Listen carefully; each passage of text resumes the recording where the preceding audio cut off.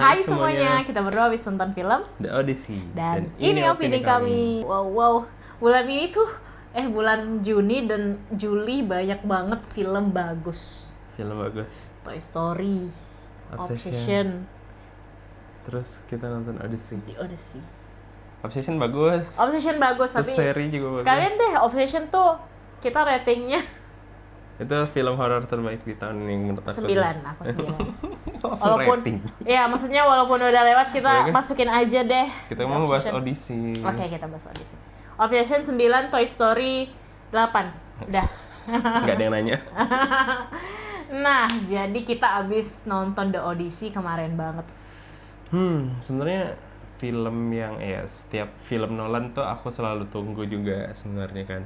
Okay. Dan ya memang sebelum filmnya keluar aja itu udah ditampilkan cast-nya sangat berbintang-bintang ya. Nah, sebelum kita masuk ke sinopsis, aku mau tanya deh ke kamu, buat orang yang bener-bener nggak tahu soal The Odyssey ini, itu bisa nonton nggak? Bisa menikmati ini. Aku percaya itu juga karena karena ya nggak tahu tapi aku familiar sama Achilles gitu-gitu, Zeus gitu-gitu, itu familiar. Nah tapi kalau yang cerita khusus Odyssey ini aku nggak, tapi 3 jam menurut aku 3 jam terbaik.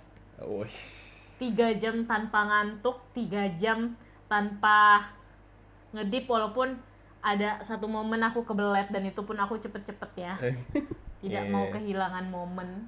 Bener, 3 jam nggak berasa nonton dan tiba-tiba udah lewat aja 3 jam. Bener. Karena bagus banget. Aku boleh ceritain sinopsisnya kali ya buat yang mau nonton Odyssey. Itu ceritanya tentang, ini cerita kisah dari 2000 tahun yang lalu. 2000 tahun yang lalu, tentang cerita yang diangkat dari sebuah puisi Homer. Itu cerita klasik. Film pertama Nolan, film pertama Nolan yang temanya tuh tentang classical history gitulah, yang bercerita tentang Odyssey, yang setelah Odyssey itu kan jenderal perang di perang Troya. Dan di perang Troya itu dia mau pulang. Dan ketika pulang ini diceritakan struggle-nya pulang dari perang itu kayak gimana. Dia kan menang perang kan istilahnya. Apa yang terjadi setelah dia ingin mau pulang tapi butuh waktu sampai 10 tahun untuk pulang gitu. Kan 10 tahun perang Troya. Perangnya tuh 10 tahun. Selama 10 tahun tuh perang terus gitu. Tapi pulangnya juga 10 tahun gitu. Total 20 tahun Odysseus itu jadi Bang Toy gitu. Diperankan sama Matt Damon. Ini benar-benar salah satu film Nolan yang menurut aku mudah langsung dicerna. Oke, mudah dicerna ya. Iya, mudah dicerna. Tidak seberat Oppenheimer. Iya, karena Oppenheimer aku masih ada ngantuk-ngantuknya walaupun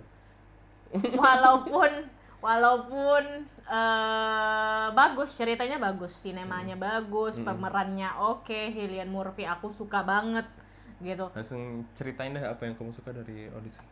Yang aku suka ya musik scoringnya luar gong biasa, apalagi kalau aku nonton di IMAX nih. Pasti. Ya, gong, karena Studio 1 itu yang terbesar ya di sini di kota kita. Kayak itu aja udah gong. Merindingnya tuh ada. Terus karena aku menikmati setiap cerita karena emang ciri khas Nolan kan emang maju mundur gitu kan. Tapi aku ngerasa di sini aku udah ngeh aja nih cerita tentang apa. Even aku nggak tahu soal Greek mitologi itu ya. Ceritanya straightforward. Ya, straightforward banget.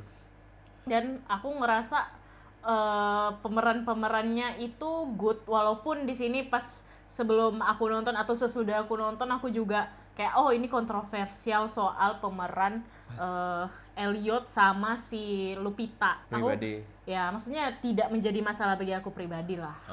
Sama. Bukan di luar semua masalah. Kontroversi itu aku puas nonton filmnya karena satu paling yang utama yang bikin aku suka ya karena visualnya. Visual ya, tadi kamu juga nanya aku kan apa yang buat kamu langsung suka selain musik, selain ceritanya yang mudah sangat dicerna, visualnya oke. Visualnya keren sih. Pemain-pemainnya oke gitu, dan aku kayak ngelihat case-case-nya itu juga case-case-nya itu bawaan langganan film Nolan. Ya, maksudnya kayak even case pendukung tuh kerasa banget loh, orang Yunaninya zaman dulu yang keker-keker, yang apa ya, kelihatan strong banget gitu. Nah, itu di situ aku juga good banget sih. Keren. Ini for your information juga, secara teknis filmnya di-shoot pakai kamera IMAX. Betul. Film itu kan yang pakai film gulungan itu. Setelah aku menonton ini, aku langsung searching semuanya sampai kayaknya aku akan membeli bukunya. Kalau kalian bisa akses untuk misalnya di kota kalian ada IMAX atau nonton IMAX sih kalau kata atau aku. IMAX film yang 70 mili itu bisa ditonton. Itu gong banget, harus di situ karena. Dan aku iri.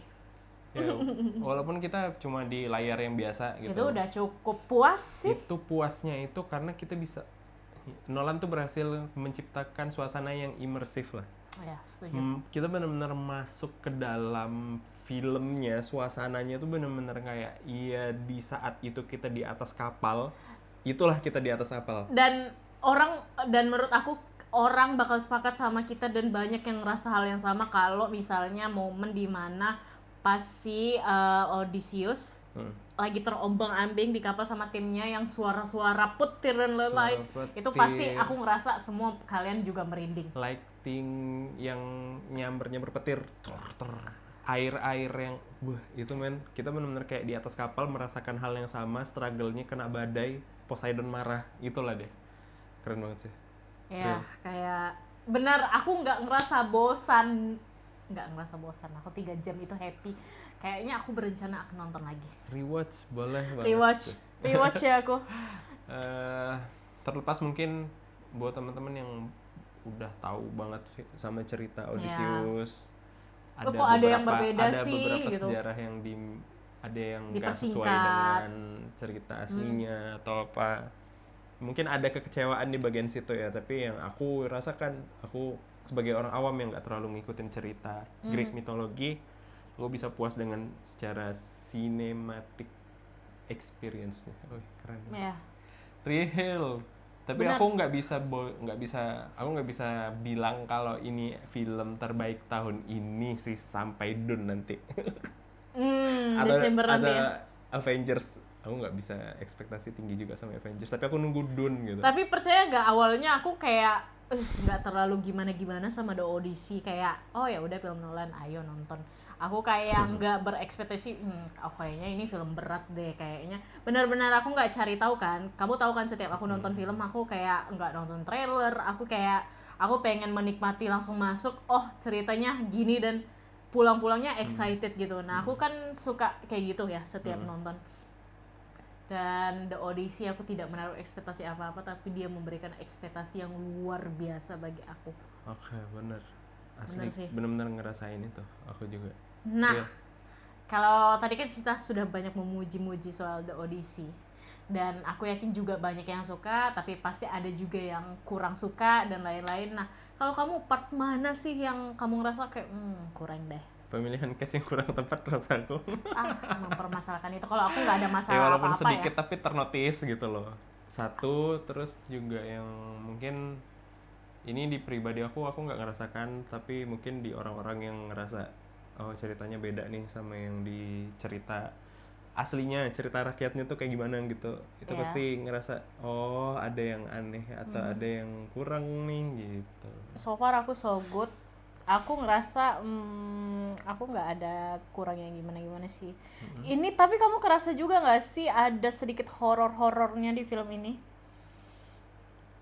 Horornya ada ya. Kan kita udah ngerasa ada perasaan yang. Karena aku yang pas gitu, kayak yang itu. Di apa tuh yang mayat hidup. Oke. Itu kerasa agak serem di aku. Wah, iya keren sih. Dan juga yang pas anaknya Poseidon itu mengamuk-ngamuk dan suara bisingnya tuh nyampe banget rasanya ke relung raga ini gitu.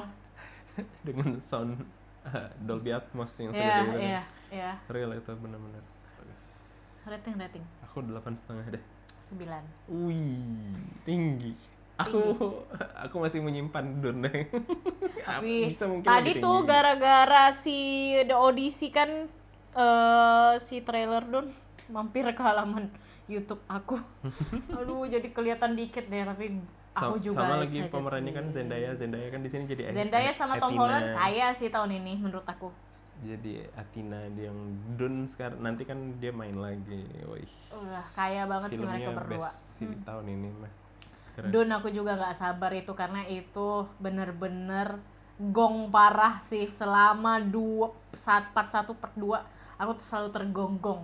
Setiap kita habis nonton film yang kita excited banget tuh, kita tuh pasti nonton YouTube wawancaranya dan lain-lain. Itu kita tadi abis nonton wawancara si Christopher Nolan yang kita tuh sempat memperdebatkan ini CGI sih, ini asli. Nolan itu selalu pakai praktikal semua gitu. Tapi kalau bisa tadi semua ada gitu. Yang benar-benar di laut. Pokoknya setiap abis pulang nonton, keluar dari bioskop kemarin lah, itu ngerasa kayak aduh aku bingung yang mana CGI gitu. Jujur iya, tapi aku bisa menangkap beberapa yang CGI mungkin sama ya ketika ada penggambaran monster, ada naga yang makan orang, itu pasti CGI kan. Tapi selain itu scene-scene di atas kapal, mereka narik apa itu kayu di kapal, itu benar-benar kayak ombak. Itu real lah, aku imersif banget. Gong. Keren sekali pokoknya. Gong ya. Berarti kamu masih menaruh harapan untuk Dune. Aku masih buat jadi film terbaik ya. Iya, betul. Aku juga sih kayaknya aku mencium Dune part 3 itu gong mampus gitu. Tapi semoga aja ya sesuai ekspektasi kita. Ekspektasi kita udah setinggi ini, tapi setinggi aku takut dikecewakan. Ya udah. Semoga nggak kecewa. Okay. Menurut aku 2026 banyak yang gonggong. Salah satunya Obsession. Walaupun kita nggak bahas, tapi menurut aku udah banyak seliweran. Tidak di dalam radar film yang kita ingin tonton, ternyata Obsession bagus. Udah sekalian judulnya Obsession sama ada Odyssey. Tapi gitu, pokoknya kita nggak ngomongin Obsession banyak, Obsession bagus banget. Udah. Oke. Mungkin segitu aja ya. Backrooms juga bagus. Semuanya Toy Story bagus. Oke. Ini yang udah ditonton jangan disebut semua. Oke, mungkin segitu aja ya. Oke, mungkin segitu aja opini kita berdua soal The Odyssey. Buat kalian yang belum nonton guys, nonton ya. Kita butuh hiburan. Kita butuh hiburan di tengah kegaduhan, kegonjang-ganjingan dunia ini. Oke. Iya, kalau bisa tonton di layar paling besar di kota kamu, tonton. Segitu aja opini kita berdua soal film The Odyssey. See you in the next video. Cover dulu.